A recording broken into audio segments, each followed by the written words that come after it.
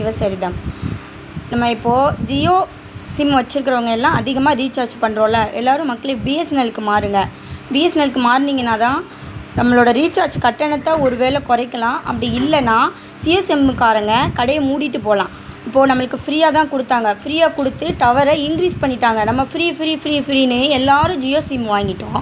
Suppose நம்ம Jio sim வாங்குகிறோம் அப்படின்னா நம்ம பக்கத்தில் அதோ ப்ரொவைட் பண்ணி தான் ஒரு ஏரியாவில் 100க்கு 50 பேர் ஜியோ சிம் இப்படி வச்சுருக்காங்க. அதனால தான் டவர் வந்து இன்க்ரீஸ் ஆகுது. ஏர்டெல்லோட வேல்யூவும் பிஎஸ்என்எல்லோட வேல்யூவும் டவர் லெவல் கம்மியாயிடுச்சு. அதனால தான் நமக்கு டவர் கிடைக்க மாட்டேங்குது. மக்களே, நீங்கள் எல்லோரும் விழிப்புணர்வோட ஜியோ சிம்மில் இருந்து மற்ற சிம்முக்கு மாறினீங்கன்னா கண்டிப்பாக டவர் கிடைக்கும். யார் வீட்டு கல்யாணத்துக்கு நம்மையே மொய் பண்ணணும்? நம்ம காசை வச்சு அவங்க தான் ப்ராஃபிட் பார்க்குறாங்க.